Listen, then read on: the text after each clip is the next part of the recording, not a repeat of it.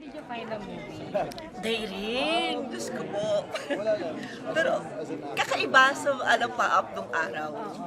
Ma, um, almost the same dun sa tema kasi puro filmmakers kasi din noon, di ba? Yung pa-up noon. Tapos filmmakers din ngayon. Pero yung pagkakagawa at saka yung storya, magkaiba. Pero ito, daring, sobrang Ay, daring. magaling ng mga idol. Oo. Pero hindi kayo ganyan ka-daring. Oo. At saka ang ano nito, kahit makikita nila na may mga sexy na may mga, sabihin na natin mga loves nila is talagang bold or whatever, no?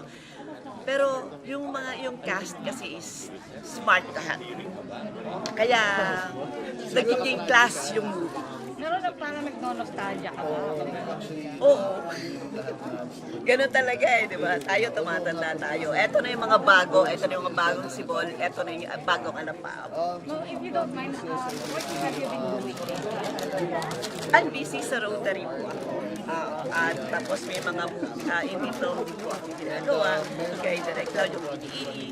Tapos ito nga po, tapos meron pang may mga ginagawa po. So, mga teleserye po. Wala pa. Kasi last teleserye ko, yung Widow's Web pa, last February pa yata yun.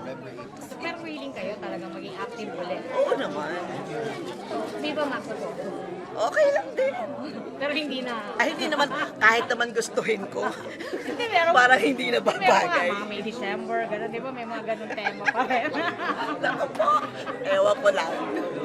Ikaw na kailangan mag-diet. Pero, na-introduce po ba kayo sa mga cast na to? Yes. Nung nag-shoot kami, nakilala ko naman sila. So,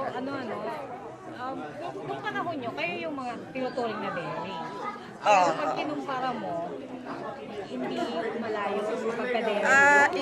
Iba na kasi ngayon eh. Iba na yung panahon ngayon.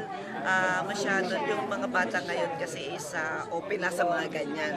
Unlike nung araw na pag anuhin na natin nung araw pag naghuhubad ka, talagang andun yung mga tao na, uy, ganyan, ang dami nilang sinasabi. Pero ngayon tanggap na rin lahat.